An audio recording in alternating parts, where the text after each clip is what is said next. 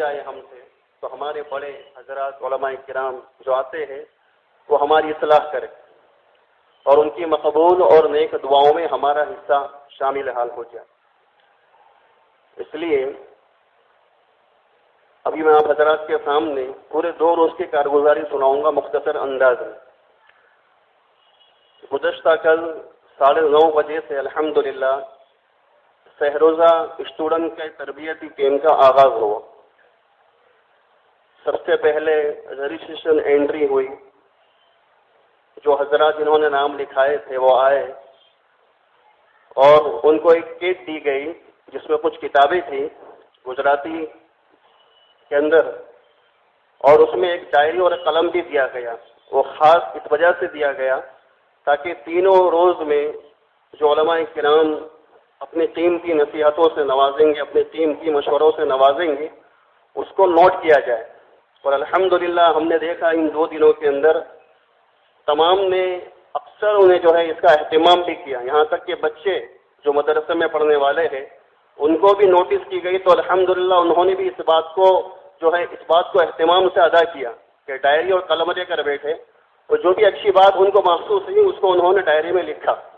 تو اس طرح سے الحمدللہ 9:30 بجے آغاز ہوا اور 1 گھنٹے کے بعد ضرورت سے فارغ ہونے کا موقع دیا گیا اور 10:30 بجے جو ہے مفتی عمران صاحب دامت برکاتہم کی دوسری مجلس ہوئی، جس میں جو ہے 3 روز تک ہمیں اس کیمپ کے اندر کس طرح رہنا ہے، مسجد کے آداب کے ساتھ، مسجد کے احترام کے ساتھ اور ایک دوسرے کی جو ہے راحت پہنچانے کے ساتھ کس طرح ہمیں رہنا ہے، یہ پورے 3 دن کی جو ہے ترتیب سمجھائی گئی رہنے کے اعتبار سے۔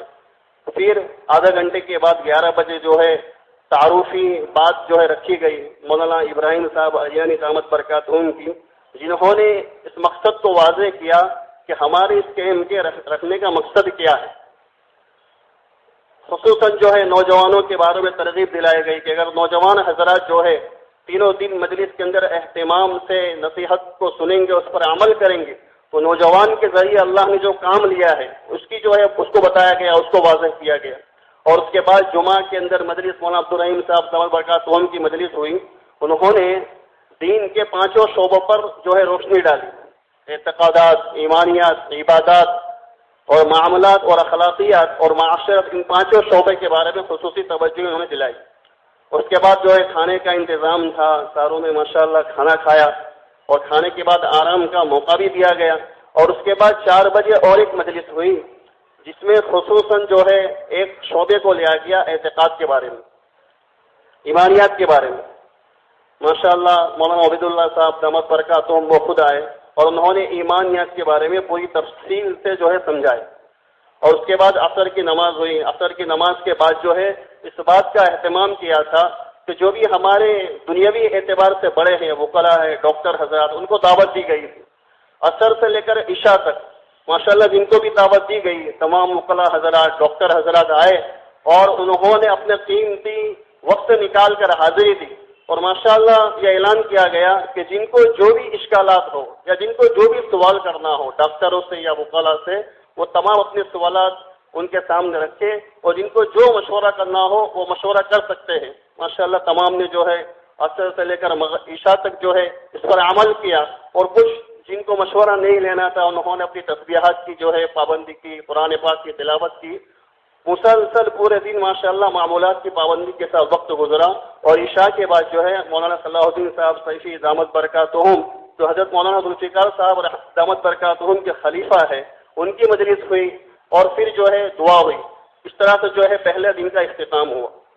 پھر دوسرے دن آج کے دن جو ہے الحمدللہ 4:15 بجے جو ہے حضرت مولانا صلاح الدین صاحب سیفی دامت برکاتہم تشریف لے آئے تھے اور ان کی حاضری کے اندر ذکر جو ہے ہوا، اور انہوں نے بتایا کہ ذکر کتنا ضروری ہے اور ذکر کرنا تو ہے مگر سیکھ کر کرنا ہے۔ الحمدللہ انہوں نے ترتیب بتایا کہ ذکر کس طرح کرنا چاہیے۔ انہوں نے آ کر جو ہے ذکر کی تلقین کی اور ذکر کرنا سکھایا۔ سارے ساتھی حضرات ماشاءاللہ اوپر تک جو ہے اس بات کا اہتمام کیا گیا اور سارے ساتھیوں نے ماشاءاللہ اوپر سے بھی نیچے آئے اور بیٹھ کر اہتمام سے ذکر کیا اور اس کے بعد دعا ہوئی۔ اس طرح سے آج کے دن کا آغاز ہوا۔ اور اس کے بعد فجر کی نماز کے بعد جو ایک مجلس ہوئی جس کے اندر خصوصاً دعا کا موضوع لیا گیا کہ دعا ہمارے لیے کتنی ضروری ہے آج ہم نے لوگوں سے سوال کرنا سیکھ لیا، جس کی بنیاد پر ہم اللہ سے سوال کرنے سے محروم ہو گئے۔ اگر ایک اللہ سے ہم سوال کرنے کا اہتمام کرتے تو ہمیں لوگوں کے سامنے ذلتیں اٹھانی نہیں پڑتی۔ تو ماشاءاللہ دعا کے موضوع پر پوری روشنی ڈالی حضرت مولانا ظفر صاحب دامت برکاتہم نے، اور اس کے بعد جو ہے ناشتے وغیرہ کا انتظام تھا، چائے ناشتہ ہوا اور آرام کا موقع دیا گیا، اور اس کے بعد 11 بجے جو ہے پھر سے مجلس شروع ہوئی، اور اس مجلس کے اندر جو ہے مسئلے مسائل کے بارے میں روشنی ڈالی گئی۔ حضرت مولانا اسد صاحب میر دامت برکاتہم وہ آئے، انہوں نے پاکی ناپاکی کے مسائل جو ہے لوگوں کے سامنے بتائے، وضو کے مسائل ہے، نماز کے مسائل ہے، یہ سارے مسائل ان کے سامنے بتائے گئے، اور لوگ ماشاءاللہ بڑی توجہ سے انہوں نے مجمع نے ان مسائل کو سنا، اور اس کے بعد جو ہے آرام کا موقع دیا گیا، اور اس کے بعد ظہر کی نماز ہوئی، اور ظہر کی نماز کے بعد پھر ایک مجلس ہوئی جس کا خصوصی موضوع یہ تھا کہ ہماری معاشرت، ہمارے ماں باپ کے ساتھ کیا ہمارا برتاؤ ہے، ان کے ساتھ کس طرح ہمیں رہنا، اور بیوی میاں اور بیوی کے شوہر کے اخلاق، ان کے حقوق کو بتایا گیا۔ یہ موضوع لے کر مجلس قائم ہوئی، اور الحمدللہ حضرت نے پوری روشنی ڈالی، اور اس کے بعد پھر آرام کا موقع دیا گیا، کھانا کھایا گیا، اور 4 بجے جو ایک اور مجلس جو ہے رکھی گئی تھی جس کا موضوع تھا مخلوق کی خدمت، اس کے اوپر ماشاءاللہ جو ہے بات ہوئی، اور اس کے بعد عصر کی نماز ہوئی۔ عصر کی نماز کے بعد پھر وہی جو ہے ڈاکٹر حضرات تشریف لائے تھے اور وکلاء حضرات تشریف لائے تھے، ان تمام کے سامنے لوگوں نے اپنے اپنے مسائل رکھے اور اپنے سوال و جواب ہوئے اور مشورے لیے، اور اس کے بعد عشاء کی نماز کی جو آخری مجلس ہے آج کے دن کی، جس میں حضرت مولانا حنیف صاحب دامت برکاتہم تشریف لائے ہوئے ہیں۔ یہ تمام کارگزاری سنانے کا مقصود یہ ہے کہ بڑوں کے سامنے ہماری پوری کارگزاری آئے، تاکہ ہمارے میں جو کمی ہے وہ ہماری اصلاح کرے۔ اللہ تعالیٰ تمام کو عمل کرنے کی توفیق عطا فرمائے۔ میں حضرت کو دعوت دیتا ہوں کہ وہ آئے اپنے قیمتی ملفوظات سے نوازیں۔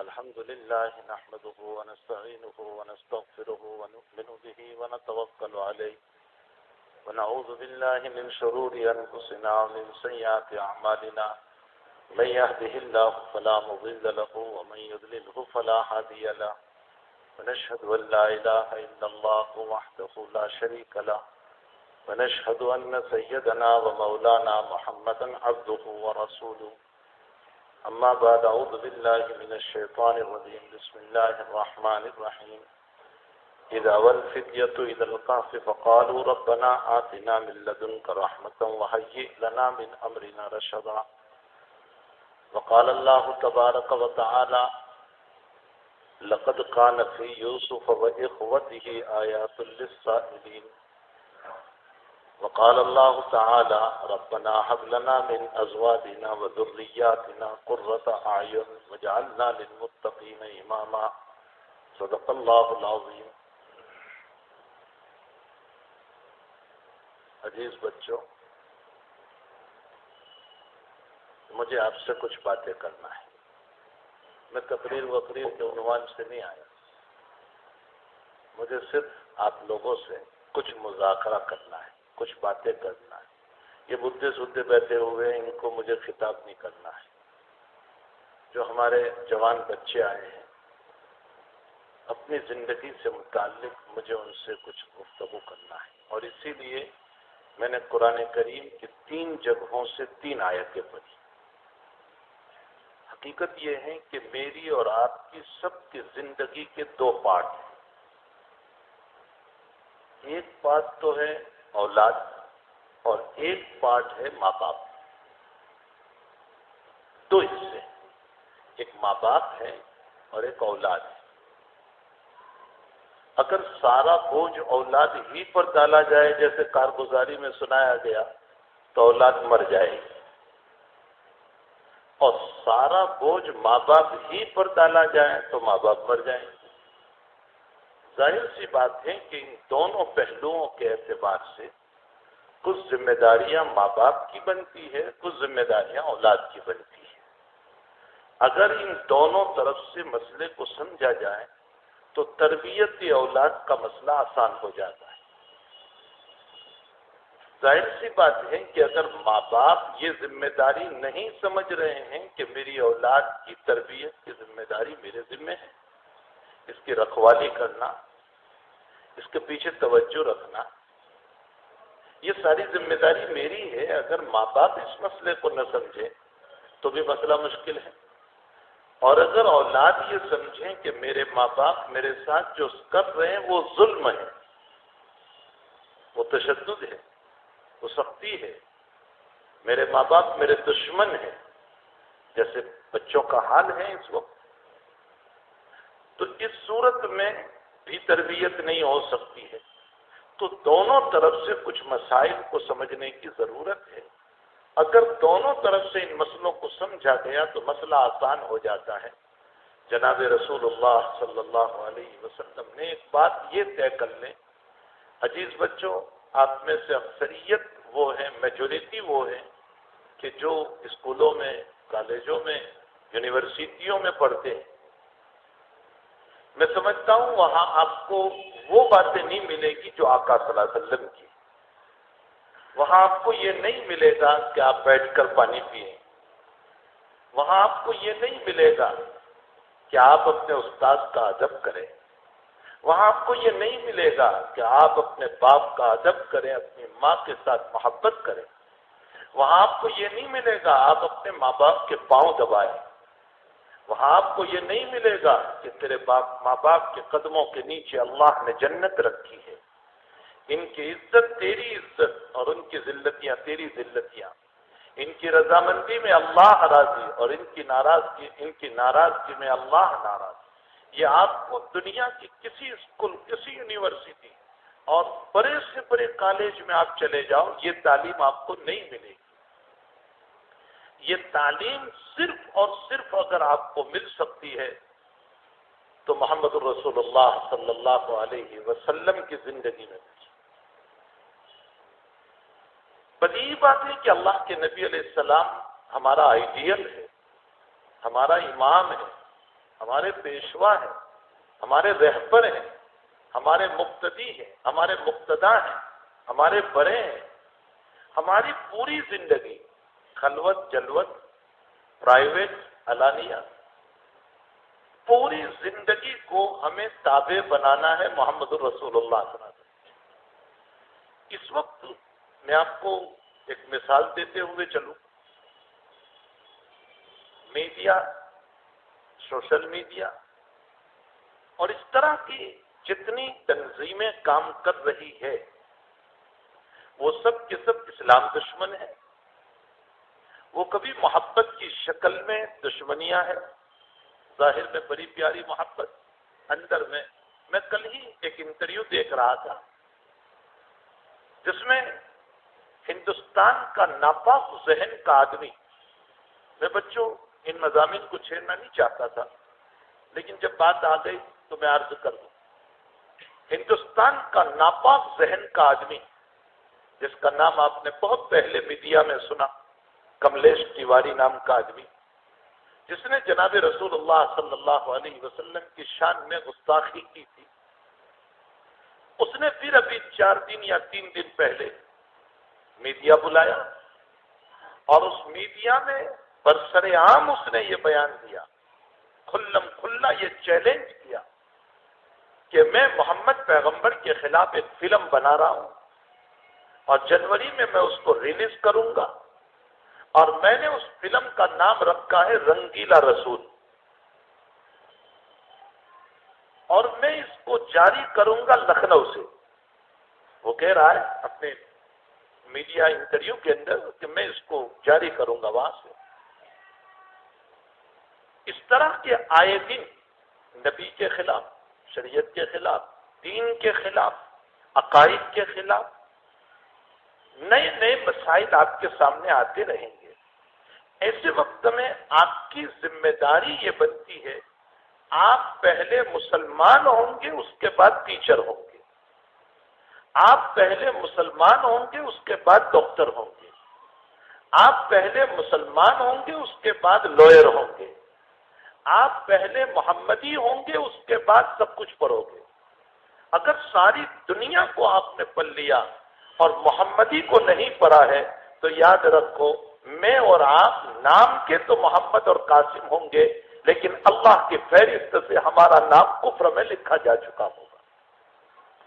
اس لیے بنیادی طور پر ہمیں اس بات کی ضرورت ہے کہ سب سے پہلے ہم اپنے آپ کو محمدی، ہم اپنے آپ کو شریعت کا پابند، ہم اپنے آپ کو اللہ کے قرآن کا پابند، دین متین کا پابند بنائیں۔ اس کے بعد ساری چیزیں آپ پڑھتے رہیں، کوئی انکار نہیں کرتا ہے، بلکہ آج ہمیں ضرورت ہے اچھے لائر کی، اچھے ڈاکٹر کی، اچھے وکیل کی، اچھے ٹیچر کی، بلکہ اس سے بڑھ کر میں کہتا ہوں کہ میرا جوان بڑھ کر کے سیاست کے میدان میں آئے اور سیاست کے میدان میں آ کر کے ایم پی اور ایم ایل اے کے مسئلے تک جائیں، لڑیں اور لڑ کر کے آگے تک پہنچنے کی کوشش کریں، اس لیے کہ ملک کو چلانے کے لیے بھی منصف اور انصاف والے لوگوں کی ضرورت ہے۔ ایسے لوگوں کی ضرورت ہے کہ جس کے دلوں میں درد ہو قوم کا، جس کے دلوں میں محبت ہو قوم کی، جس کے دلوں میں ہمدردی ہو قوم کی۔ ہمیں ضرورت ہے دوبارہ ایسے لوگوں کی جس کا دل حضرت عمر کی تعلیم یافتہ ہو، کہ حضرت عمر رضی اللہ تعالیٰ عنہ یہ فرما رہے ہیں کہ میری حکومت میں ایک کتا بھوکا مر جائے تو عمر کو برداشت نہیں ہے، اس لیے کہ قیامت میں اللہ یہ پوچھے گا کہ عمر تیری حکومت میں کتا بھوکا مرا تھا اور تو نے اس کو کھانا نہیں کھلایا تھا، تو عمر اس وقت کیا جواب دے گا؟ بخاری شریف میں روایت ہے کہ جوان عورت آئی حضرت عمر کے پاس اور فرمایا کہ امیر المؤمنین آپ جانتے ہیں کہ میرے شوہر احد میں شہید ہو گئے تھے، اور آپ جانتے ہیں کہ میرے بچے چھوٹے چھوٹے ہیں، اور آپ یہ بھی جانتے ہیں کہ میرے دیوروں نے اور میرے جیٹھ نے یعنی میرے شوہر کے بھائیوں نے سب کچھ لے لیا ہے اور میرے معصوم بچے ہیں، میں زندگی ان کے ساتھ کیسے گزاروں گی؟ میری بچیوں کے نکاح کے لیے میرے پاس کچھ نہیں ہے۔ تو حضرت عمر نے اس بچی کو، اس عورت کو یوں کہا کہ یہیں رہو، میں ابھی آتا ہوں۔ حضرت گھر گئے، پوری اونٹنی پر سامان بھرا اور سامان بھر کر کے لے کر چلے تو خادم نے یہ کہا کہ حضرت اتنا سارا سامان آپ دے رہے ہیں؟ فرمایا ثقلت کا امک، تیری ماں تجھ کو روئے، انہی کے شوہروں کی خدمت کی بدولت اور انہی کے باپوں کی قربانیوں کی بدولت اللہ نے ہمیں یہ عطا کیا ہے، اور یہ جتنا ہے یہ میں کم دے رہا ہوں، اس سے زیادہ کہ یہ لوگ حقدار ہیں۔ آپ نے اونٹنی کی نکیر پکڑی اور تھوڑا سا سامان اپنے اوپر لیا تو خادم نے کہا کہ حضرت میں اٹھا لوں، تو حضرت نے جواب دیا قیامت میں میرا بوجھ تو نہیں اٹھائے گا، عمر ہی اٹھانے والا ہے۔ یہ سوچ کر کے حضرت عمر کندھے پر اٹھا کر اونٹنی کی نکیر پکڑ کر اس عورت کے پاس گئے اور اس کو نکیر تھمائی، سامان دیا، اس کے بعد فرمایا بیٹی یہ لے جا، پورا نہیں ہوگا کہ پھر دوبارہ عمر تیری خدمت میں حاضر ہو جائے گا۔ ہمیں اس ملک کے ہندوستان کے اندر عمر جیسی ذہنیت رکھنے والے کی ضرورت ہے۔ ہمیں ایسے لوگوں کی ضرورت نہیں ہے جو دوسروں کے قتل پر ہنس رہے ہو۔ ایک جوان چل رہا ہے کسی جگہ نوکری کر کے اور بڑے پیار اور بڑے محبت سے چل رہا ہے اور اس کے دل کے بڑے ارمان ہیں، اور وہ ان ارمانوں کو لے کر، مٹھائیوں کو لے کر اور کپڑوں کو لے کر وہ بڑے ارمان کے ساتھ ٹرین میں بیٹھ کر کے جا رہا ہے اپنے وطن میں، اور وہ یہ سوچ رہا ہے کہ میرے بچوں کو میں مٹھائی کھلاؤں گا اور میرے بچوں کو میں کپڑے پہناؤں گا اور میری بیوی خوش ہو جائے گی۔ اور ایسے موقع پر وہ جوان ٹرین سے اتر رہا ہے اور اس کے پیٹ کے اندر چھڑا ڈال دیا جاتا ہے اور اس کو مار دیا جاتا ہے اور اس کے ارمانوں پر پانی پھیر دیا جاتا ہے، اور حکومتی سطح پر بیٹھنے والے کہتے ہیں یہ تو ہوتا ہی رہتا ہے، جو یہ جملہ بولنے کے قابل ہو وہ حکومت کے لائق نہیں ہوا کرتے۔ ہمیں منصف مزاج لوگوں کی ضرورت ہے جن کی طبیعت میں انصاف ہو، جن کی طبیعت میں امت کے ساتھ خیر خواہی ہو۔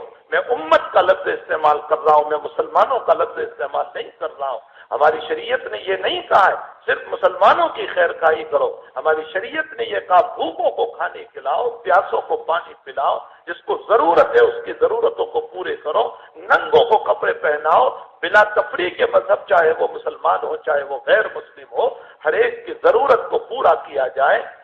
تو میرے بھائیوں کہنے کا مطلب یہ ہے کہ ہمیں اچھے لائر، اچھے ڈاکٹر، اچھے وکیل، اچھے سیاسی لوگوں کی ضرورت ہے، لیکن اچھائی آئے گی جبکہ تعلیمات محمد رسول اللہ صلی اللہ علیہ وسلم ہوگی. اگر تعلیمات محمدی نہیں ہے، اللہ کے حبیب کی تعلیمات نہیں ہے، تو میری صورت میں ایک ڈاکٹر اپنی ہاسپٹل میں بیٹھ کر کے آنے والے مریض کو مریض نہیں سمجھے گا، بلکہ وہ یہ سمجھے گا کہ میرا گراہک آیا ہے اور اچھا بکرا آیا ہے، اس کو ذبح کر دیا جائے. وہ آنے والے کو پیشنٹ نہیں، وہ مجبور نہیں سمجھے گا، وہ مریض نہیں سمجھے گا. کہنے کا مطلب یہ ہے کہ کوئی دنیا کی تعلیم سے انکار نہیں کرتا، ہمیں خوب تعلیم کی ضرورت ہے، لیکن اس تعلیم سے پہلے محمد رسول اللہ صلی اللہ علیہ وسلم کی تعلیم کی ضرورت ہے. اگر اللہ کے نبی کی تعلیمات ہماری زندگی میں ہے تو پھر آپ اونچے سے اونچے مقام پر پہنچ جاؤ، کوئی تمہیں منع نہیں کرتا ہے. بہتر سے بہتر دنیا کے ایوارڈ لے لو، تمہیں کوئی منع نہیں کرتا ہے. آپ نہیں دیکھتے ہیں کہ میدان میں کرکٹ کھیلنے والا کھلاڑی جب محمدی بنتا ہے اور دین کے ساتھ جڑتا ہے تو پھر وہ لوگ میدان میں کرکٹ کو روک کر کے پہلے ظہر کی نماز ادا کرتے ہیں اور اس کے بعد جا کر کے وہ اپنا کھیل کھیلتے ہیں، اور ان کی داڑھی یہ گواہی دے رہی ہے کہ یہ قبر میں جانے کے بعد بھی پکا محمدی ہوگا. میرے کہنے کا مطلب میرے بچوں یہ ہے کہ آپ دینی تعلیم حاصل کریں اور پھر ساری دنیا کی تعلیم حاصل کرو. آپ جہاں پڑھ رہے ہو وہاں یہ تعلیمات نہیں ملے گی. بااخلاق کیریکٹر زندگی بنانا. میرا 2 سال 3 سال پہلے انگلینڈ کا سفر ہوا. کچھ جوانوں نے مجھے یوں کہا کہ بی بی سی لندن نے نبی کریم صلی اللہ علیہ وسلم کی پوری سیرت کو پیش کیا ہے 3 پارٹ میں، 3 والیوم میں. آپ بی بی سی کے اوپر جاؤ گے تو آپ کو 3 والیوم ملیں گے، 3 پارٹ ملیں گے. انہوں نے مجھے ایک سوال کیا بہت عجیب. ہمارے ہندوستانیوں کی طرح صرف سر ہلانے والے نہیں، ہمیں اپنے مائنڈ کو بیدار رکھنا چاہیے. جو سوال ہو فوراً ہونا چاہیے کہ ہمیں یہ سوال ہے اس بات، اس سے جو ہے مسائل کھلتے ہیں. انہوں نے مجھ کو سوال کیا کہ کیا نبی پر کبھی شیطان کی طرف سے بھی وحی آتی تھی؟ میں نے کہا بالکل نہیں.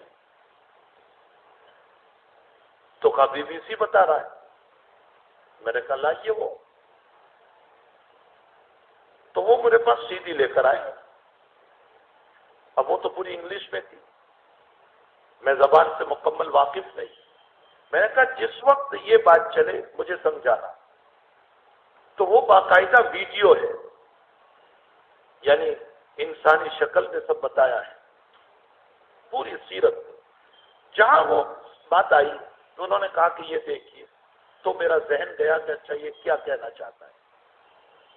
وہ ایک روایت ہے کہ اللہ کے حبیب پاک صلی اللہ علیہ وسلم نے مکی زندگی میں ایک مرتبہ سورہ والنجم کی تلاوت فرمائی، اور تلاوت کر کے جب سجدے کی آیت اس میں آئی تو اللہ کے نبی نے سجدہ فرمایا. صحابہ نے بھی سجدہ کیا. اس مجلس میں مشرکین بھی بیٹھے ہوئے تھے چونکہ مکی زندگی تھی، تو مشرکین نے بھی سجدہ کیا. اب مشرکین نے سجدہ کیوں کیا اس پر بڑی لیدے ہے، جس کو میں یہاں کھولتا نہیں ہوں. وہ ایک مدرسے کی بحث ہے کہ مشرکین نے سجدہ کیوں کیا. وہاں کچھ لوگوں نے یوں لکھا ہے کہ نبی علیہ السلام کی زبان سے بتوں کی تعریف نکلی.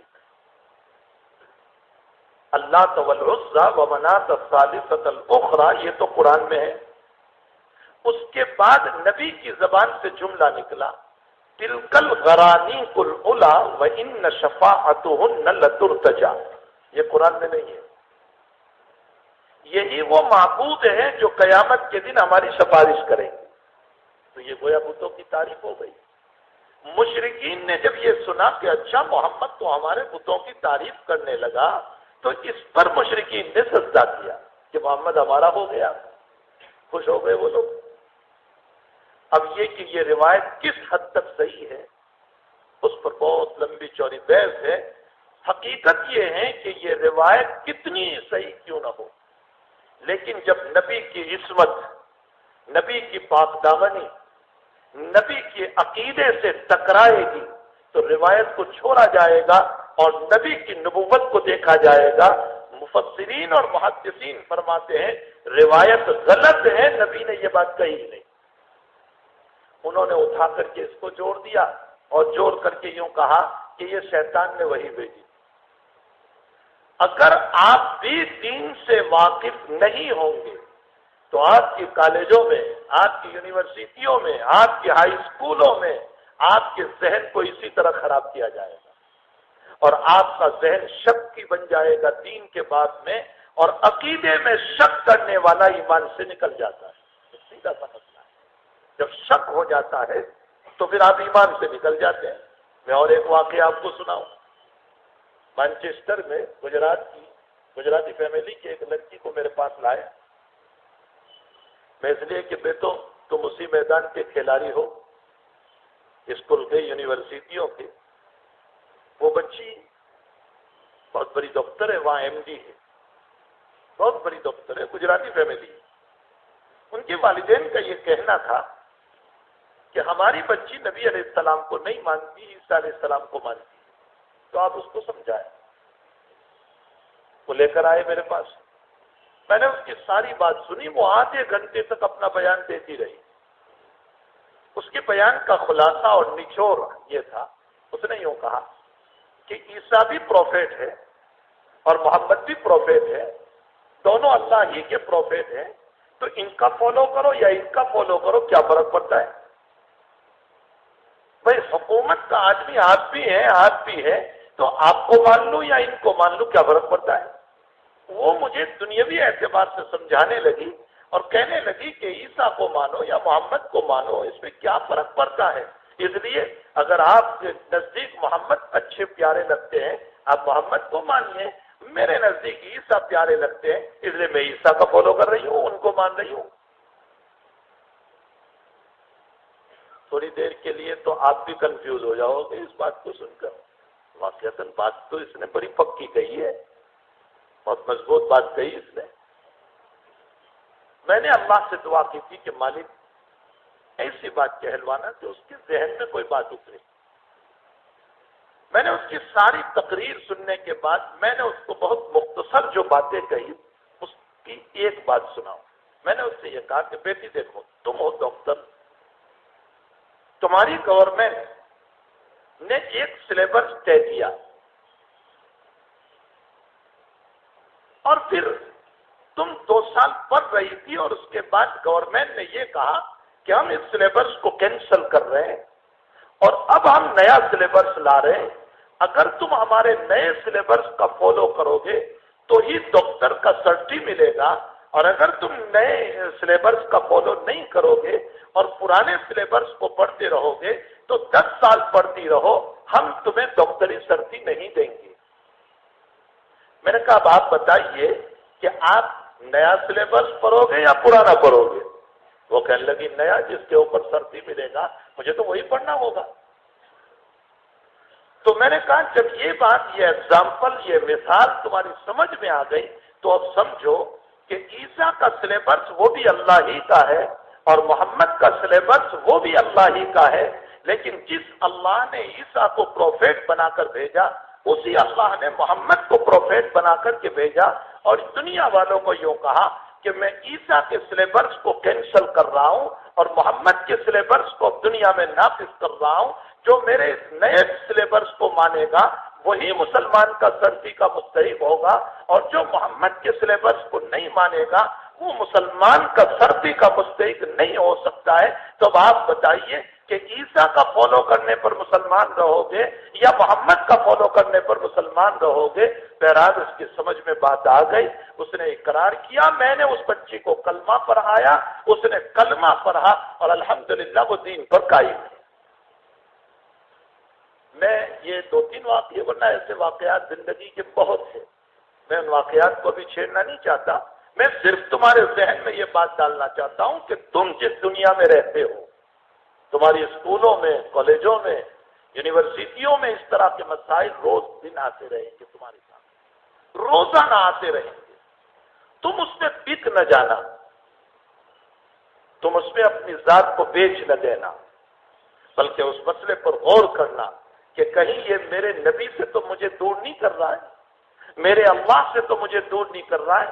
کوئی سوال تمہارے سامنے قائم کرے، اپنے علاقے کے جو بڑے عالم ہوں گے ان کے پاس جا کر رجوع کرنا کہ یہ سوال میرے سامنے آیا ہے، اس میں آپ مجھے کوئی تشفی اور تسلی بخش جواب سمجھائیے تاکہ میں اس کو بھی سمجھاؤں اور اپنے دین کی بھی حفاظت کروں۔ تو میرے عزیزوں اور میرے بچوں، تمہیں دین بہت زیادہ پڑھنا ہے تاکہ ہم دنیا کے بہاؤ میں بہہ نہ جائیں اور اپنے ایمان کا کہیں سودا نہ کر بیٹھے۔ میں نے قرآن کریم کی جو 3 آیات پڑھی ہے اس کی بنیاد بھی یہی ہے کہ جوان امت کا مکھن ہے، جوان امت کی کریم ہے، تمہارے اوپر ایک سوسائٹی کا بننا ہے، تمہارے اوپر ایک سماج کا بننا ہے، تمہارے اوپر ایک معاشرہ بنے گا، تیری زندگی کے بننے پر ایک سوسائٹی پوری تعمیر ہونے والی ہے اور تیری زندگی کے بگڑنے پر ایک سوسائٹی پوری گرنے والی ہے۔ اس لیے اگر تو بن گیا تو ظاہر سی بات ہے کہ ایک معاشرہ بنے گا، اور اگر تو بگڑ گیا تو ایک معاشرہ بگڑتا چلا جائے گا۔ اس لیے جوانوں میں انتہائی درجہ محنت کی ضرورت ہے۔ قرآن کریم میں اور احادیث مبارکہ میں اس سلسلے میں بے شمار ہمیں تعلیم دی گئی، قرآن حدیث میں بہت زیادہ ہمیں تعلیم دی گئی۔ اللہ کے حبیب پاک صلی اللہ علیہ وسلم اپنے نوازے حسن کے ساتھ چل رہے ہیں، راستے میں کھجور کا دانہ پڑا ہوا تھا۔ میں ماں باپ کو بتا رہا ہوں کہ تمہیں تربیت کیسے کرنا ہے، چونکہ 2 پارٹ ہے نا، ماں باپ کی ذمہ داری کیا بنتی ہے۔ اللہ کے حبیب پاک صلی اللہ علیہ وسلم اپنے نوازے کو لے کر چل رہے ہیں اور کھجور کا دانہ پڑا ہوا تھا، حضرت حسن نے اٹھا کر کے منہ میں رکھ لیا۔ اللہ کے نبی نے دیکھا نہیں تھا، جب دیکھا تو فوراً انگلی ڈالی اور انگلی ڈال کر وہ کھجور کا دانہ نکال دیا۔ اب آپ بتائیے ایک دانے کی حیثیت کیا ہو سکتی ہے؟ ایک کھجور کا دانہ، اس کی حیثیت کیا ہو سکتی ہے؟ لیکن آپ نے اس کو نکال دیا اور یہ فرمایا، بیٹا تو جانتا نہیں ہے کہ مجھ پر اور میری اولاد کے اوپر اللہ نے زکوٰۃ اور صدقات کو حرام کیا ہے۔ نبی اور نبی کی اولاد پر اسی لیے سید کو زکوٰۃ نہیں دے سکتے، سید کو للہ دینا ہوگا، اس کو زکوٰۃ نہیں دے سکتے، وہ نبی کی آل اولاد ہے، جبکہ واقعتاً وہ سید ہو، ورنہ سید کہنے کے اعتبار سے تو بہت سارے لوگ اپنے آپ کو سید کہہ دیتے، واقعتاً وہ سید ہو، اس کا سلسلہ نسب حسن و حسین تک جاتا ہو، فاطمہ الزہرا تک جاتا ہو، تو یقیناً وہ سید ہے۔ کہنے کا مطلب یہ ہے اللہ کے حبیب نے نکالا اور یہ فرمایا کہ بیٹا تو جانتا نہیں ہے کہ مجھ پر اور میری اولاد پر زکوٰۃ اور صدقے کو حرام کیا ہے۔ اپنے معصوم نوازے کے منہ سے نکال کر حضرت نے یہ جملہ فرمایا اور ماں باپ کو اس بات کی تعلیم دی کہ اے لوگوں میرے امتیوں، تم بھی اپنی اولاد کی پیٹ میں حرام کا لقمہ جانے نہ دینا، اس لیے کہ حرام کے لقمے سے تمہارے بچے کی زندگی پامال و برباد ہو جائے گی۔ دیکھو یہ ماں باپ کو رول ادا کرنا ہے، یہ ماں باپ کو چاہیے کہ اپنی اولاد کو حرام کی روزی سے بچائے، ناجائز روزی سے بچائے، ان کے پیٹ کو حرام کی جگہ نہ بنائے، ان کے پیٹ میں غلط روزیوں کو نہ بھرنے دیں۔ اور عجیب و غریب بات ہے، حرام و حلال کا مسئلہ آیا تو میں ایک عجیب بات آپ کو بتاؤں۔ حدیث شریف میں روایت آتی ہے، بخاری شریف میں، ایک مرتبہ نبی کریم صلی اللہ علیہ وسلم مدینہ شریف میں کہیں جا رہے تھے، پیشاب لگی آپ کو؟ تو ایک کوڑا کرکٹ ڈالنے کی جگہ تھی، کوڑا کباڑ ڈالنے کی، جس کو عربی میں سباط قوم کہا جاتا ہے، قوم کی گندگی ڈالنے کی جگہ۔ حضرت وہاں گئے، پیشاب کا تقاضا تھا، آپ نے کھڑے ہو کر پیشاب کیا، یہ ایک روایت ہے کہ آپ نے کھڑے ہو کر پیشاب کیا. اب آپ نے کھڑے ہو کر پیشاب کیوں کیا؟ یہ ایک مستقل بحث ہے. بعض کہتے ہیں آپ کے گھٹنوں میں درد تھا, بیٹھ نہیں پا رہے تھے. بعضوں نے کہا ساری زندگی ساری جگہ ناپاک تھی, بیٹھنے کی کوئی جگہ نہیں. اور صحیح بات یہ ہے کہ حضرت نے امت کی سہولت کی خاطر پوری زندگی میں ایک مرتبہ کھڑے ہو کر پیشاب کیا, اس لیے کہ میری امت کو کبھی ضرورت پیش آ جائے تو میں ان کے لیے راستہ نکال کر جاتا ہوں کہ اپنی ضرورت کو کھڑے ہو کر بھی پورا کر سکتے ہیں. میرے بھائیو, اگر نبی نے ایک مرتبہ بھی کھڑے ہو کر پیشاب نہ کیا ہوتا تو تم انگلش ٹوائلٹ کا جواز کہاں سے نکالتے؟ جناب رسول اللہ صلی اللہ علیہ وسلم نے امت کی سہولت کے خاطر کھڑے ہو کر پیشاب کیا. یہ تو اپنی جگہ روایت. لیکن محدثین وہاں ایک بحث یہ کرتے ہیں کہ وہ جہاں آپ نے پیشاب کیا تھا وہ جگہ کسی کی ملکیت تھی. تو اب محدثین کہہ رہے ہیں کہ حضرت نے جگہ والے سے اجازت تو لی نہیں کہ میں تیری زمین میں پیشاب کر رہا ہوں, تمہاری زمین میں میں پیشاب کر رہا ہوں, اجازت تو لی نہیں. تو جواب یہ دے دیا کہ وہ تو تھی ہی گندی جگہ, ناپاکی ڈالنے کی جگہ, اس میں اجازت لینے کی ضرورت کیا تھی؟ ٹھیک ہے یہ اپنی جگہ, لیکن آپ انداز لگائیں کہ نبی جیسا نبی, اولو العزم پیغمبر, امام الانبیاء, اللہ کا دلارا نبی, اور وہ پیشاب کر رہا ہے پرائیویٹ زمین کے اندر, اس پر بھی علماء اور محدثین بحث کرنے لگے کہ مالک سے اجازت نہیں لی. تو جب مالک کی اجازت کے بغیر اس جگہ پیشاب کا مسئلہ کھڑا ہو سکتا ہے تو حرام کی روزی کسی کی چھین لے اور اپنے اولاد کے پیٹوں میں ڈال دے. کسی کی زمین چھینی, مکان چھینا, جائیداد چھینی, 5 فٹ ادھر سے دبایا, ادھر سے دبایا, ادھر سے دبایا, اور شاندار بنگلہ بنا کر کے اپنی اولاد کے حوالے کیا. وہ اولاد کیسے پنپ سکتی ہے جہاں حرام کی روزی آ چکی؟ ذمہ داری بنتی ہے ماں باپ کی. ماں باپ کی ذمہ داری یہ بنتی ہے کہ اپنی اولاد کے پیٹ میں حرام کی روزی نہ جانے دو. اپنی اولاد کو سمجھائیں, بیٹے سوکھی روٹی پر گزارا کر لو, تھوڑے کھانے پر گزارا کر لو, لوکھے سوکھے پر گزارا کر لو, لیکن حرام سے اپنے آپ کو بچاؤ. آقا صلی اللہ علیہ وسلم کی زندگی عزیزوں آپ پر ہوگے تو کئی دن گزرے ہیں کہ کھانا آپ کو نہیں ملا. ظاہر سی بات ہے کہ جب کھانا نہیں ملا تو آپ ہی کو نہیں, آپ کی اولاد بیٹیاں بھی تو تھی, زینب, رقیہ, ام کلثوم, فاطمہ, آپ کی بیٹیاں بھی تو ہیں, ان کو بھی تو بھوکے رہنا ہوا ہوگا. لیکن یہ نہیں فرمایا کہ بیٹیوں چلو میں تمہارے لیے یہاں سے مانگ کر یہاں سے مال کر حرام کی تمیز کے بغیر تمہارے سامنے ڈال دوں, میں نبی ہوں, میرے لیے جواز ہے. اگر نبی کے لیے ایک کھجور کی اجازت نہیں ہو سکتی ہے تو امت کے لیے حرام روپیوں کی اجازت کہاں سے ہو سکتی؟ یہ تو ماں باپ کو رول ادا کرنا ہے. ماں باپ کو دوسرا رول یہ ادا کرنا ہے کہ اپنی اولاد کی تربیت محبت سے کرے, پیار سے کرے, شفقت سے کرے, زور دعویٰ نہیں, سینے نہ چڑھائیں. حضرت امام شافعی رحمت اللہ علیہ فرماتے ہیں تم نے نصیحت کی خلوت میں, فنصحا تو وہ نصیحت ہے, اور تم نے نصیحت کی سب کے سامنے اور ڈانٹا اس کو, فرمایا یہ نصیحت نہیں ہے, فضیدہ ہے. اولاد بجائے صحیح راستے پر آنے کے ضد پر آ جائے گی. ماں باپ کی دوسری ذمہ داری یہ بنتی ہے کہ ماں باپ کو چاہیے کہ محبت سے, پیار سے, شفقت سے, اور اس کے اصول نبی کریم صلی اللہ علیہ وسلم نے ہم کو دیے ہیں کہ کتنے پیار سے آپ نے اپنی امت کو, اپنی اولادوں کو اور اپنی امت کی تربیت فرمائی. یہ ایک موضوع یہ بہت لمبا ہے, مختصر تھوڑی دیر میں یہ موضوع نہیں ہو سکتا ہے. میں صرف آپ کو اشارات کروں, آپ انداز لگائیں حضور پاک صلی اللہ علیہ وسلم کی تربیت کے باب میں کہ ابتداء نماز میں باتیں کرنے کی اجازت. ایک صحابی آئے, زید بن ارقم رضی اللہ تعالی عنہ, آ کر کے پڑوسی سے پوچھنے لگے کتنی رکعت ہوئی. تو پڑوسی نے یوں دیکھا اس کو, پھر یوں دیکھ لیا. تو زید بن ارقم کہنے لگے تیری ماں تجھ کو روئے, میں رکعت پوچھ رہا ہوں, تو مجھے گھور رہا ہے, جواب نہیں دے رہا ہے. پھر بھی انہوں نے کوئی جواب نہیں دیا۔ نماز پوری ہوئی تو نماز کے بعد حضرت نے فرمایا من کلمہ، کس نے بات کی تھی بھائی؟ تو زید کھڑے ہو گئے، یا رسول اللہ میں نے بات کی۔ فرمائی ذرا سنو زید کیا کہہ رہے۔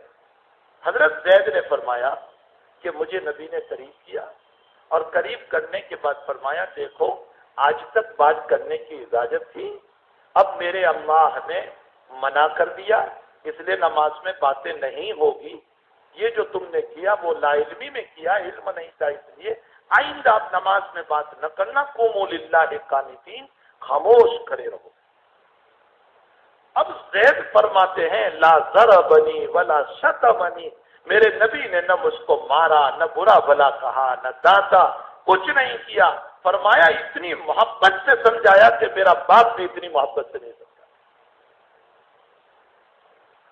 ماں باپ کو چاہیے کہ اولاد کی تربیت میں محبت کا رول ادا کرے، یہ ضروری ہے، اور محبت کا رول ادا کرنے میں بچپن سے تربیت کرنی ہوگی۔ بچپن سے تو ہم نے توجہ کی نہیں، وہ غلط راستے پر چلا گیا، اور جب بڑا ہوا تو اب تربیت کرنے جائیں گے، تربیت نہیں ہو پائے گی۔ ماں باپ کی تیسری ذمہ داری یہ ہے کہ اپنی اولاد کے سامنے دین کا کام کریں، اس لیے کہ اچھے اخلاق بھی جائیں گے، برے اخلاق بھی جائیں گے۔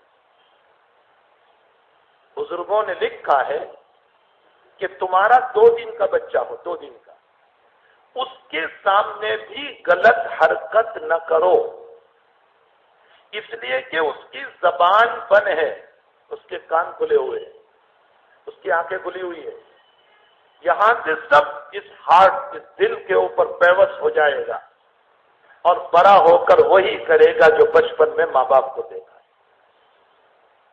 اس لیے اپنی معصوم اولاد کے سامنے کوئی غلط حرکت نہ کرے، کوشش یہ کریں کہ ہمارا دین کا کام اولاد کے سامنے ہو، ہم خود ہی نماز پڑھیں۔ بھلا وہ اولاد کیا نماز پڑھے گی جب باپ ہی سویا رہتا ہے؟ وہ اولاد کیا نماز پڑھے گی جب ماں سوئی ہوئی ہے؟ تو اولاد کیسے پڑھے گی؟ ماں باپ کی ذمہ داری ہے کہ خود اٹھے نماز کے لیے، ماں باپ کی ذمہ داری ہے حلال کا اہتمام کرے، ماں باپ کی ذمہ داری ہے اچھے اخلاق کا اہتمام کرے، ماں باپ کی ذمہ داری ہے صحیح توحید رکھے۔ یہ جتنے موضوع جو بیان ہوئے نا، یہ ذمہ داری ماں باپ کی، صحیح توحید رکھے، صحیح اخلاق رکھے، عبادت کا ذوق رکھے۔ اگر ماں باپ میں یہ باتیں ہیں تو اولاد میں جائے گی، اور اگر ماں باپ میں نہیں ہے تو اولاد میں نہیں جائے گی۔ یہ تو ماں باپ کا رول ہوا۔ بچوں، آپ کا رول یہ ہے کہ اپنے آپ کو تعلیمات محمدی صلی اللہ علیہ وسلم سے جوڑو۔ قرآن کریم میں ایک واقعہ ملتا ہے اصحاب کہف کا، لمبا واقعہ ہے، میں اس کا ایک پیراگراف نقل کروں جس کو میں نے تلاوت کیا۔ اذا والفتية اذا الكهف فقالوا ربنا آتنا من لدنك رحمة۔ یہ 7 نوجوان تھے۔ اس وقت کا بادشاہ ظالم، جابر، مشرک، شرک کی طرف بلانے والا، توحید کے خلاف، یہ چند نوجوان توحید پر کھڑے ہوئے، اور انہوں نے دیکھا کہ آسمان کا پیدا کرنے والا، زمین کا پیدا کرنے والا یہ نہیں ہے، یہ کیسے دعوے دار ہے؟ یہ پتھر کے بنے ہوئے کیا ہماری ضرورت کو پوری کریں گے؟ یہ تو خود اپنی ضرورت پوری نہیں کر رہے۔ قرآن نے اللہ نے مثال دی کہ یہ مکھی نہیں اڑا سکتے، ان کے سامنے حلوہ ہو اور کوئی چوری کر جائے، بلکہ حلوہ چوری کرنے کی بات تو درکنار ہے، وہ بنی ہوئی مورتی ہی کو چوری کر جاتے ہیں تو وہ نہیں روک پاتی اپنے آپ کو۔ بھلا جس کی اتنی محتاج کی اس کی عبادت کیسے ہو؟ ان نوجوانوں نے یہ دیکھا، وہ توحید پر کھڑے ہوئے۔ بادشاہ وقت ان کے خلاف کھڑا ہوا۔ ان جوانوں نے اپنے ایمان اور توحید کو بچانے کے لیے بستی کو چھوڑ دیا، اور جب بستی کو چھوڑا ہے تو ساتھ میں کتا بھی ہو لیا۔ قرآن کریم میں ہے کہ کتا بھی ان کے ساتھ چلا، اور وہ اپنے آپ کو چھپانے کے لیے، بچانے کے لیے غار میں چلے گئے، جس کو کہف کہا جاتا ہے۔ اسی اعتبار سے اس سورت کا نام سورہ کہف رکھا گیا۔ وہ غار میں چلے گئے، اللہ تعالیٰ نے ان پر نیند ڈال دی، وہ 300 سال تک سوتے رہے. اور عجیب و غریب ہے کہ 4 دن زمین پر سوتے ہو تو زمین کھانا شروع کر دیتی ہے، سوراخ کر دیا کرتی ہے، بستر کھانا شروع کر دیتا ہے، سوراخ پڑ جاتے ہیں. وہاں 300 سال سوتے رہے اور ایک بال تک ان کا خراب نہیں ہوا.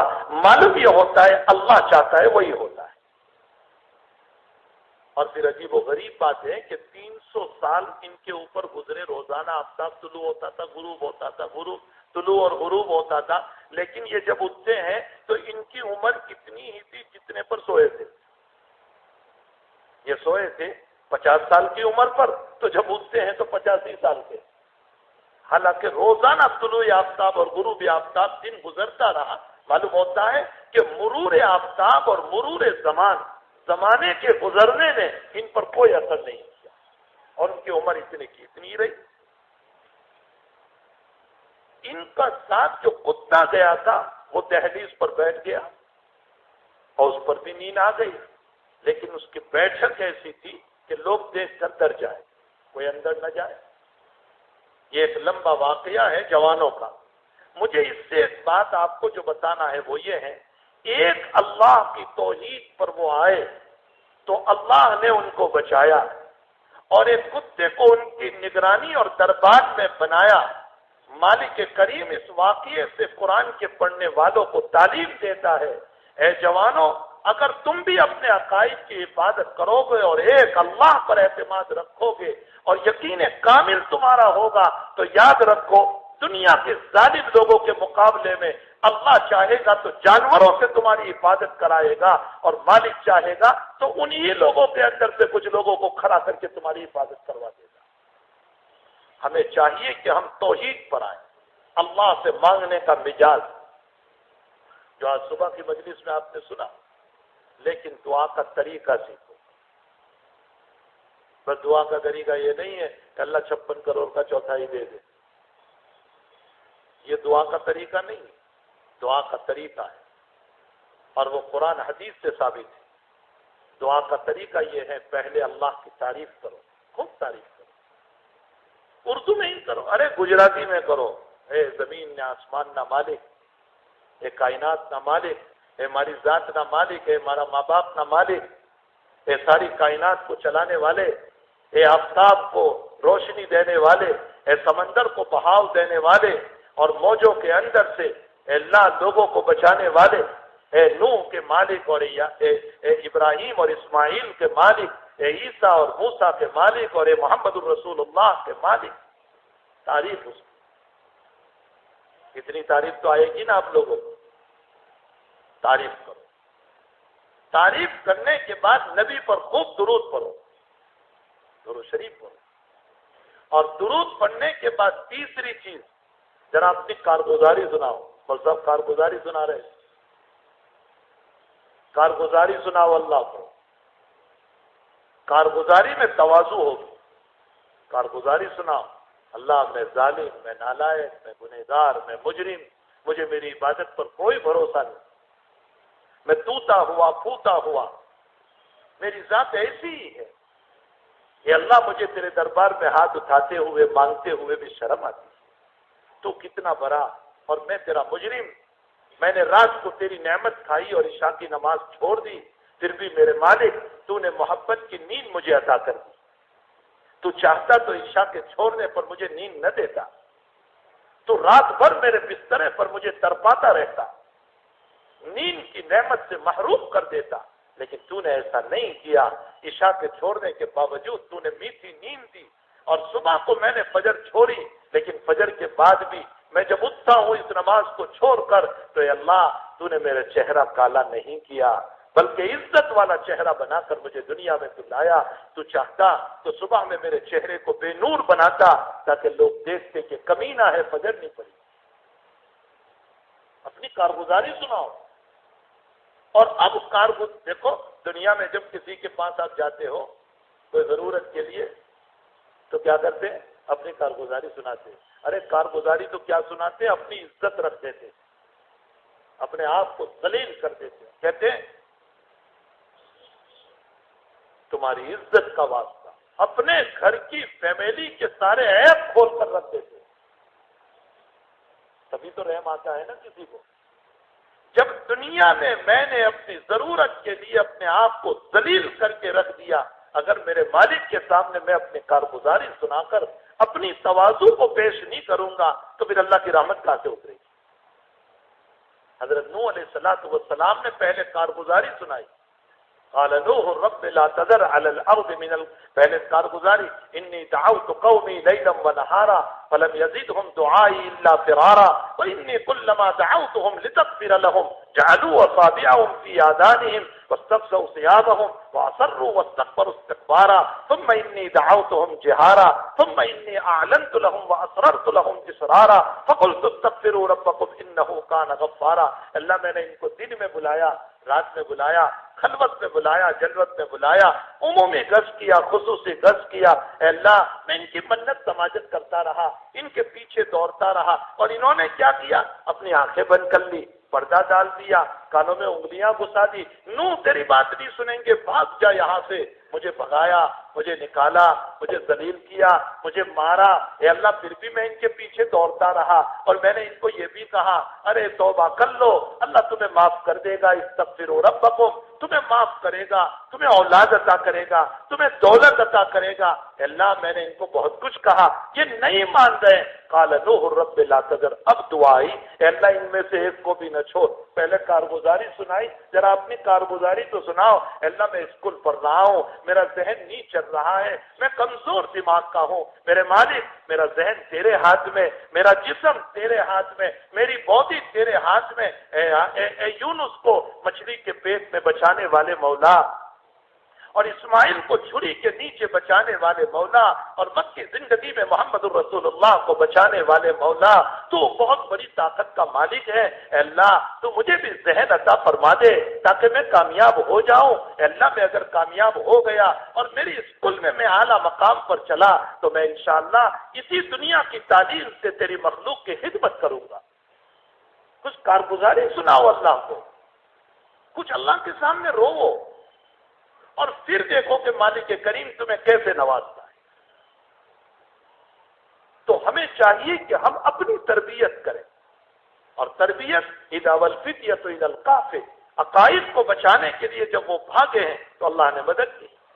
اور دوسرا واقعہ قرآن نقل کر رہا ہے، لمبا واقعہ ہے، میں اس کی مختصر ایک بات نقل کر دوں. لقد کان فی یوسف و اخوتہ آیات للسائلین، یوسف اور ان کے بھائیوں کے اندر تمہارے لیے بڑی عبرت کی باتیں ہیں. حضرت یوسف کے بھائیوں نے حسد میں ان کو کنویں میں ڈالا، اور گزرنے والے قافلے نے ان کو نکالا، اور نکلنے کے بعد مصر کی مارکیٹ میں ان کو بیچا اور غلام بنا کر بیچا. بڑا خوبصورت یہ غلام، اور بادشاہ وقت نے اس کو خرید لیا، عزیز مصر نے اس کو خرید لیا. حضرت یوسف علیہ السلام وہاں بکے اور بادشاہ کے گھر پہ پہنچے، اور بادشاہ نے کہا ہماری اولاد نہیں ہے، چلو اس کو ہم اپنی اولاد بنا لیتے ہیں، بڑا خوبصورت لڑکا ہے، نبی سے بڑھ کر خوبصورت کون ہوتا ہے. فرمایا ہم اس کو اپنا بچہ بنا لیں، معصوم یوسف ہے. ان کو بچہ بنایا، اور عزیز مصر کی بیوی زلیخا نے کھلایا پلایا، اپنے ہاتھوں سے بڑا کیا. اور جب یوسف جوان ہوئے تو وہی زلیخا جو کھلانے والی پلانے والی جو ماں کی شکل تھی وہی عاشق ہو گئی، دیوانی ہو گئی، فریفتہ ہو گئی، اور یوسف کو کہنے لگی یوسف ہائی تلک آ جاؤ آ جاؤ. ایک تو یہ ہے کہ آپ کہو کسی سے کہ آ جا، اور ایک یہ ہے کہ وہ تم سے کہے آؤ آؤ وہ مزہ سے. فرق ہے دونوں میں، بہت بڑا فرق ہے، بہت بڑا فرق ہے. اللہ کے نبی فرماتے ہیں کہ ایک صاحب نے، اس کی بہن غریب تھی، نبی کریم صلی اللہ علیہ وسلم نے فرمایا اس کی بہن غریب تھی، قرض مانگتی تھی. بنی اسرائیل کا واقعہ ہے، قرض مانگتی تھی، اور یہ ہمیشہ کہتا تھا منہ کالا کرنے دے، چچا بہن کی منہ کالا کرنے دے. وہ بیچاری غریبی میں آ گئی، مجبور ہو گئی، اس نے 100 دینار مانگے، میں نے دے دیے 100 دینار. بعد شرط ہو گئی منہ کالا کرنے دے. فرمایا بالکل میں اس کے قریب پہنچ گیا اور کپڑے اتار دیے اور میں بیٹھ گیا، اور اتنے میں میری چچازاد بہن کی زبان سے جملہ نکلا اتق اللہ، اللہ سے ڈر تو، میری مجبوری کا غلط فائدہ نہ اٹھا، میری مجبوری کا غلط فائدہ نہ اٹھا۔ آج آپ کتنے لوگوں کو دیکھو گے کہ زکوٰۃ کی رقم یتیم بچیوں کو دیکھ کر ان کی مجبوریوں کا فائدہ اٹھاتے ہیں، غریب بچیوں کو دیکھ کر ان کی مجبوریوں کا فائدہ اٹھاتے ہیں۔ وما کرو وما کر اللہ واللہ خیر الماکرین، تم بھی تدبیر کرتے ہو، اللہ بھی تدبیر کرتا ہے، تمہاری تدبیریں فیل ہوگی۔ اور مسئلہ بھی سنو، جس نے زکوٰۃ کی رقم زنا کی نیت سے یتیم اور غریب کو دیا ہے، وہ سمجھ لے کہ ایمان سے نکل جاتا ہے، اس لیے کہ اس نے شریعت کے ایک اہم زکوٰۃ جیسے فریضے کو غلط استعمال کیا۔ تو حقیقت یہ ہے میرے بھائیوں، میرے عزیزوں، کہ ہمیں ان خواہشات سے اپنے آپ کو بچانا ہے۔ فرمایا اس بچی کی زبان سے جملہ نکلا، اتق اللہ، اللہ سے ڈر۔ وہ جوان کہہ رہا ہے اللہ تیرا نام آیا، میں کھڑا ہو گیا۔ بہت مشکل ہے کہ آدمی پہنچ چکا ہو اور پھر کھڑا ہو جائے۔ نفس اندر سے سمجھاتا ہے پھر توبہ کر لینا بعد میں، ارے اجی تو جوان چاہیے نا پچی توبہ کروں اپنے، اندر سے نفس سمجھاتا ہے۔ حضرت طلحہ بن برا رضی اللہ تعالیٰ عنہ جوان صحابی، 35 سال کی عمر میں انتقال ہو گیا۔ بہت سارے ہمارے بچے جوان ہیں 35 سال کی عمر میں، بہت بیمار، کوبا میں رہتے تھے۔ جناب رسول اللہ صلی اللہ علیہ وسلم عیادت کے لیے پہنچے، شکل دیکھ کر پہچان گئے کہ میرا طلحہ اب جیے گا نہیں، مر جائے گا۔ تو حضرت نے فرمایا ان کے رشتہ داروں سے کہ طلحہ مر جائے مجھے اطلاع کرنا، میں آ کر اس کی جنازے کی نماز پڑھاؤں گا۔ حضرت خود کہہ رہے میں جنازے کی نماز پڑھاؤں گا۔ حضرت طلحہ کو کسی نے بتا دیا کہ حضرت یہ کہہ کر گئے، تو طلحہ سمجھ گئے کہ موت یقینی ہے اب۔ تو حضرت طلحہ نے فرمایا اگر رات میں موت ہو تو میرے نبی کو خبر نہ کرنا، رات میں نہ اطلاع کرنا، دن میں موت ہو تو بلا لینا۔ آج تو سارے لوگ چاہتے ہیں کہ بزرگ آ کر جنازے کی نماز پڑھائیں، رات ہو دن ہو، اور وہاں وہ سامنے سے یوں کہہ رہے کہ رات میں موت ہو تو تم لوگ دفن کر دینا، نبی کو خبر نہ کرنا، دن میں ہو تو اطلاع کرنا۔ کسی نے طلحہ سے پوچھا کہ تم یہ کیوں کہہ رہے ہو کہ رات میں اطلاع نہ کرنا؟ فرمایا میری موت اگر رات میں ہو گئی تو میری محبت میں میرا نبی مدینے سے کوبا آئے گا۔ اس وقت یہ سارا مدینہ نہیں تھا، بیچ میں یہودیوں کے قبیلے تھے، بنو قینقاع، بنو قریظہ، یہ قبیلے تھے۔ فرمایا میرا نبی میری محبت میں رات میں آئے گا، اور جب رات میں آئے گا تو شاید کوئی دشمن میرے نبی کو تکلیف پہنچا دے، کوئی مار دے، کوئی ایذا پہنچا دے۔ میں نے میری حیاتی میں میرے نبی کو تکلیف نہیں پہنچائی، میں چاہتا ہوں کہ مرنے کے بعد بھی میری وجہ سے تکلیف نہ پہنچے، اس لیے رات میں نہ بلانا، رات میں نہ بلانا میرے نبی کو، ان کو تکلیف پہنچانا میں نہیں چاہتا ہوں۔ اللہ کا کرنا رات ہی میں موت ہو گئی، کیا پیاری سوچ، رات ہی میں موت ہو۔ رشتہ داروں نے ان کو دفن کر دیا۔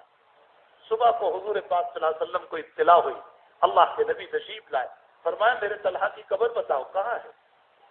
قبر پر گئے اور جو دعا کی ہے خدا پاک کی قسم، مفتی شبیر صاحب رحمۃ اللہ علیہ فرماتے ہیں صحابہ میں کسی کے لیے ایسی دعا نہیں ملتی جو جوان صحابی کے لیے آپ نے دعا کی۔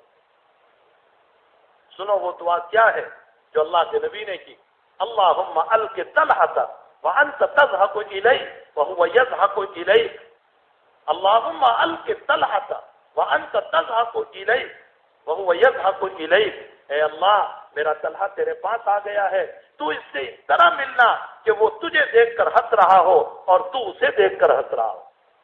کیا دعا دی، تو اسے دیکھ کر اور وہ تجھے دیکھ، مطلب تو خوش ہو میرے طلحہ سے۔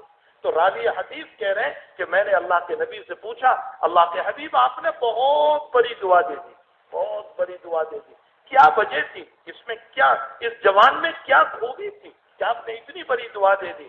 تو حضرت نے فرمایا ان طلحہ یحبنی ویحب اللہ، میرا طلحہ مجھ سے محبت کرتا تھا، میرے اللہ سے محبت کرتا تھا۔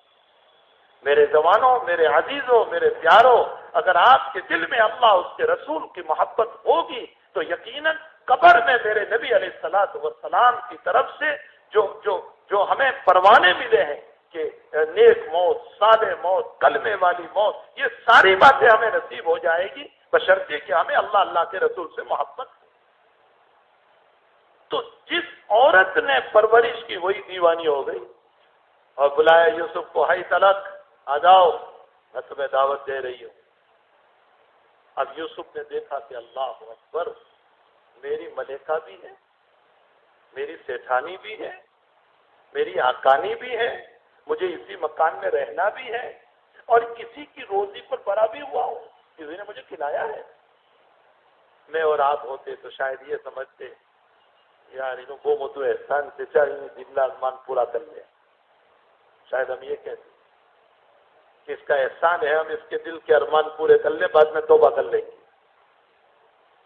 حضرت یوسف کے سامنے یہ مسئلہ تھا، اب کیا کرے؟ ایک طرف میری آقانی محسنہ، اس نے مجھے کھلایا پلایا بڑا کیا، اور ایک طرف میرا اللہ ہے چونکہ نبی کا بیٹا ہے، ابھی نبوت نہیں ملی ہے، یاد رکھنا۔ تم یہ سمجھو گے کہ نبی بن گئے تھے، نبوت نہیں ملی، ابھی تو آپ جیسے جوان بچے تھے، وہ نبوت نہیں ملی ہے، نبی نہیں تھے، لیکن نبی کے بیٹے تھے یعقوب علیہ السلام۔ تو کیا جواب دیا حضرت یوسف علیہ السلام نے؟ یہ نہیں کہا چلو اچھا میں پوری کر لیتا ہوں تمہاری تمناؤں کو، پھر توبہ کروں گا۔ فرمایا معاذ اللہ انہ ربی احسن مثوائی انہ لا یفلح الظالمون، اللہ کی پناہ، اللہ کی پناہ، میرے اللہ نے مجھ کو کنویں سے کہاں تک پہنچا دیا، جس مالک کا مجھ پر اتنا احسان ہو میں اس کے خلاف نہیں کر سکتا ہوں، میں وہ ظالموں کو پسند نہیں کرتا ہے۔ یہ کہہ کر حضرت یوسف علیہ السلام نے آخری کمرے سے نکلنا شروع کیا، بھاگنا شروع کیا، حالانکہ زلیخا نے سارے دروازے بند کر دیے تھے، سب پر تالے لگا دیے تھے، لیکن جیسے جیسے یوسف چلتے گئے دروازوں کے تالے ٹوٹتے گئے اور دروازے کھلتے گئے اور 7 کمروں کے باہر یوسف نکل گئے۔ مفسرین نے لکھا ہے اللہ پر نظر فرمائی، اللہ نے عزت بھی بچائی اور اس کے ساتھ ساتھ آپ کو گھر سے باہر بھی کر دیا۔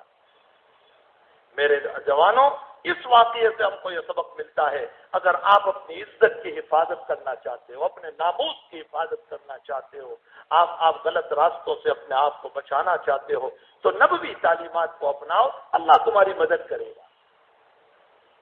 بہت جوانوں کو خیالات بہت آتے ہیں، بہت خیالات آتے ہیں، پوچھتے رہتے ہیں جوان بیچارے، مول صاحب نماز پڑھتا ہوں تو خیال آتا ہے۔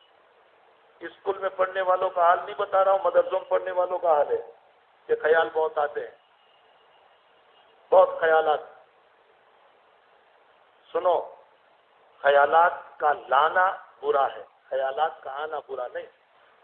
تمہیں یہ کام بہت دے گا، یہ میری بات۔ خیالات کا لانا، سوچ سوچ کر کے لانا، یہ برا ہے، لیکن خیالات آ رہے ہیں، آنے دو، کوئی عرض نہیں، اس لیے کہ ہمارا دل جو ہے نا وہ ہائی وے روڈ ہے، اور ہائی وے روڈ پر مرسیڈیز بھی چلتی ہے اور کھٹارے بھی چلتے ہیں، ویسی بات ہے، مرسیڈیز بھی جا رہی ہے اور کھٹارا بھی جا رہا ہے، تو ہمارے دل پر اچھے خیالات بھی چلیں گے، برے خیالات بھی آئیں گے۔ ہمیں برے خیالات کی طرف توجہ نہیں کرنا ہے اور اس پر عمل نہیں کرنا ہے، بس یہ بات یاد رکھو، اس پر توجہ نہیں کرنا ہے، اس پر عمل نہیں کرنا ہے، بلکہ سنو، مولانا تقی صاحب عثمانی نے کسی جگہ پر یہ لکھا ہے کہ برے خیالات کا آنا یہ ایمان کی دلیل ہے، اس لیے کہ جہاں کفر بھرا ہوا ہوتا ہے وہاں شیطان کہتا ہے ہی کفر سے ملعون جہنم میں جانے والا، اس کو برے خیالات کی کیا ضرورت ہے؟ تمہارے دل میں برے خیال کا آنا یہ تمہارے ایمان کی دلیل ہے کہ تم مومن ہو، تم مسلمان ہو، تو اسے گھبرانا نہیں چاہیے۔ خیالات تو آتے ہیں لیکن اس پر عمل نہ کرو، اس کی طرف توجہ نہ کرو۔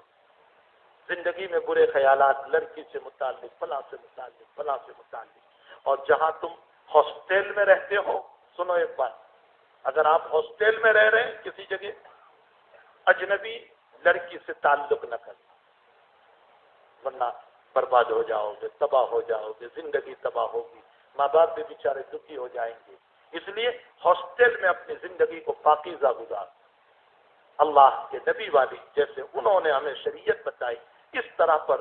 تو یہ 2 واقعے ہوئے، ایک اصحاب کہف کا جو جوانوں سے متعلق، ایک حضرت یوسف علیہ السلام کا جو جوانوں سے متعلق ہے، اور تیسری میں نے آیت پڑھی ربنا حب لنا من ازواجنا وذریاتنا قرۃ اعین وجعلنا للمتقین اماما. اللہ نے ہم کو دعا سکھائی، اے اللہ حب لنا من ازواجنا، میری بیوی کو، وذریاتنا، میرے بچوں کو، قرۃ اعین، میری آنکھوں کی ٹھنڈک بنا دے.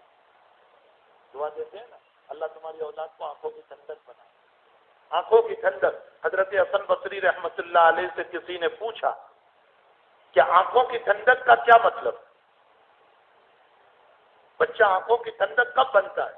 تو حضرت حسن بصری نے یہ نہیں کہا کہ 10 لاکھ روپے دے دو تو آنکھوں کی ٹھنڈک، بہت کمانے والا ہو جائے تو آنکھوں کی ٹھنڈک، دکان چلانے والا ہو جائے تو، یہ نہیں کہا. حضرت حسن بصری فرماتے ہیں ماں باپ کے سامنے اولاد نیک بن جائے تو ماں باپ کی آنکھیں ٹھنڈی ہو جاتی. اولاد نیک بن جائے، نماز پڑھتی ہو، اچھے اخلاق والی ہو، تو اس سے ماں باپ کو سکون ہو جاتا ہے. تو میرے عزیزوں، یہ تیسری بات ہے، اپنے ماں باپ کو نہ ستاؤ، ان کی باتیں مانو، ان کے خلاف نہ کرو، ان کے دلوں کو نہ تڑپاؤ. امام غزالی نے لکھا ہے کہ ہماری ہلاکت کے لیے ماں باپ کا بد دعا کرنا شرط نہیں ہے، بلکہ ان کے دل کا دکھنا ہی اولاد کی بربادی کا ذریعہ ہو جاتا ہے. کوئی بد دعا نہیں کی، لیکن ان کا دل دکھا، اولاد تباہ ہو جاتی. ماں باپ کا دل نہ دکھا. اور میں نے ابھی مغرب کے بعد کھاتے کھاتے یہ علماء بیٹھے تھے، میں نے کہا جہاں دیکھو ماں کی عظمت، ماں کی عظمت، ماں کی، تو باپ کہاں جائے گا؟ نظم بناتے ہیں تو ماں پر، تو باپ کہاں جائے گا؟ شریعت مطہرہ پر اگر آپ غور فرمائیں، ماں کے متعلق کیوں کہا ہے کہ قدموں کے نیچے جنت نیچے، اور باپ سے متعلق کیا فرمایا میرے نبی نے؟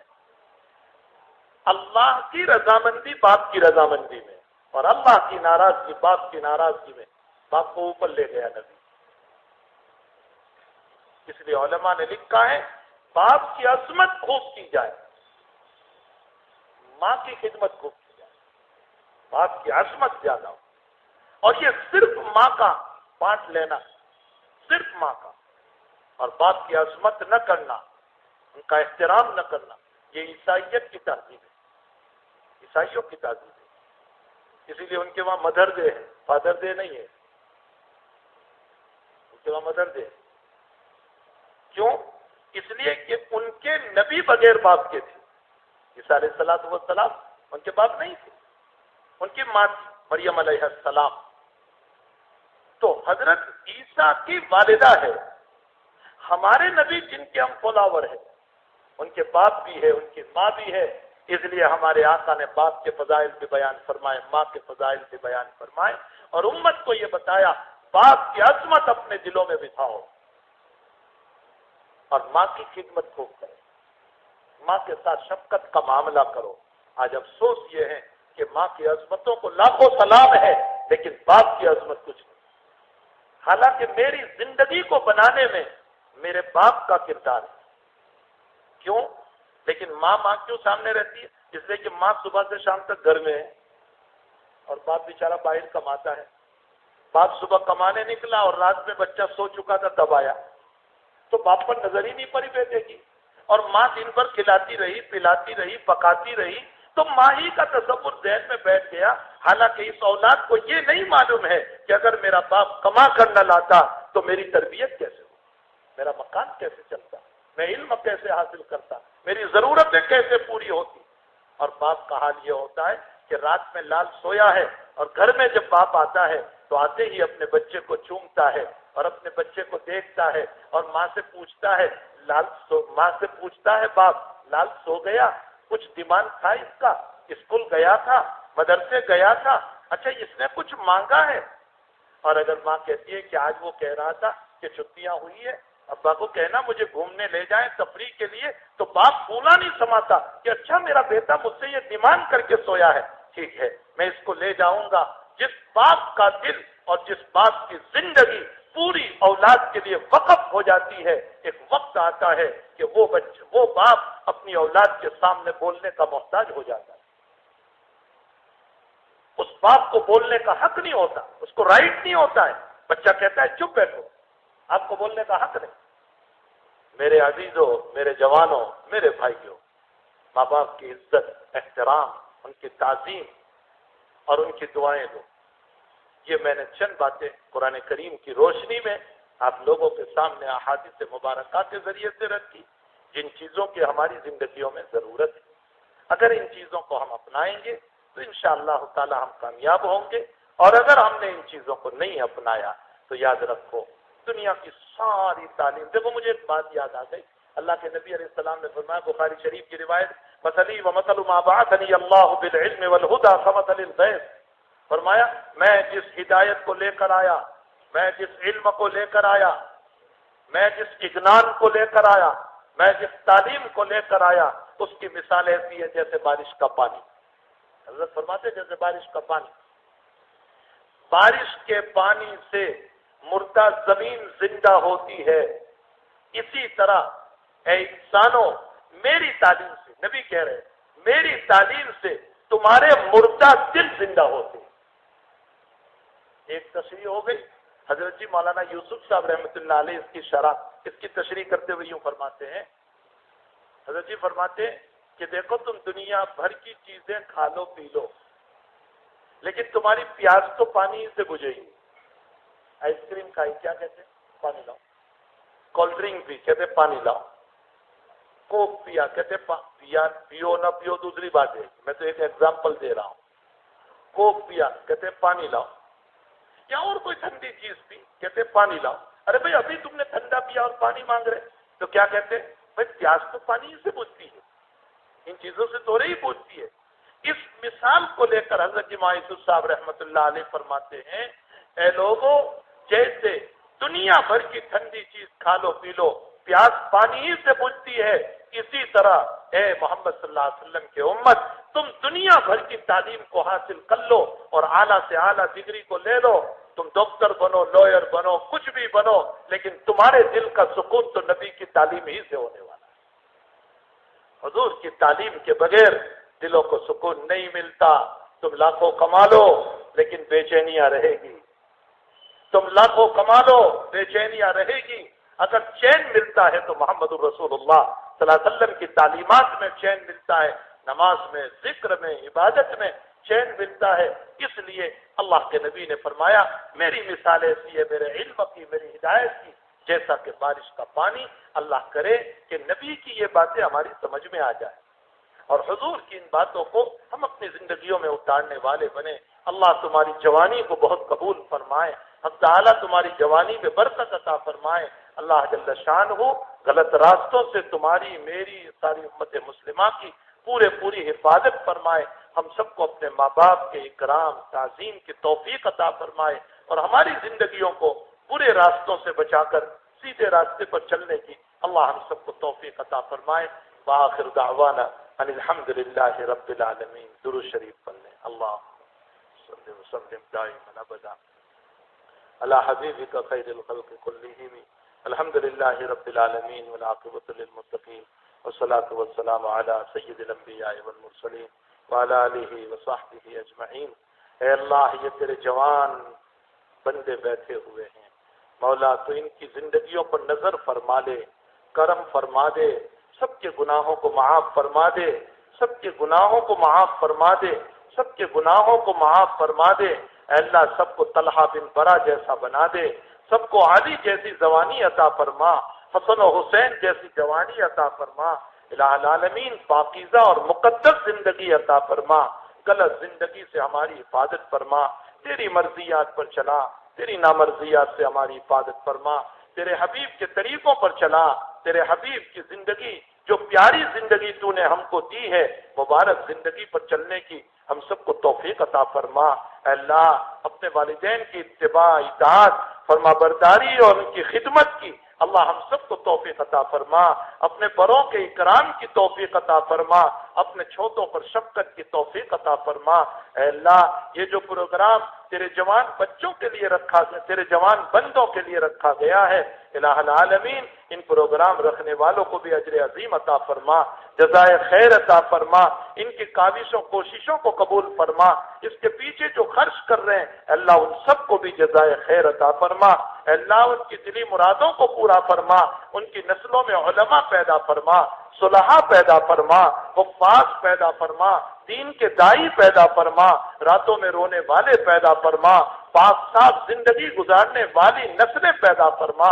اللہ باطل طاقتوں نے ہمارے خلاف بڑی سازشیں اور بڑے پلان بنائے ہیں، اللہ ان کی سازشوں کو فیل فرما، ہمیں نہیں معلوم ان کی میٹنگیں کہاں ہو رہی ہے، کیا ہو رہی ہے، الہ العالمین ہم بالکل اللہ جاہل ہے، ہمیں کچھ پتہ نہیں ہے کہ ان کے عزائم کیا ہیں، ان کے ارادے کیا ہیں۔ میرے مالک اگر اللہ امت کو بگاڑنے والے عزائم ہیں اور امت کو نقصان پہنچانے والے عزائم ہو تو مالک کریم ان کی اسکیموں کو فیل فرما دے، ان کی میٹنگوں کو فیل فرما دے، ان کی پکڑ فرما دے، وہ تیری خلافت کے لائق نہیں ہے، وہ تیری نیابت کے لائق نہیں ہے۔ الہ العالمین اپنی زمین کو اپنے ان دشمنوں سے اور اپنے نبی کے دشمنوں سے اللہ پاک صاف فرما دے، اور تیری زمین کو ایسے گندوں سے پاک صاف فرما دے۔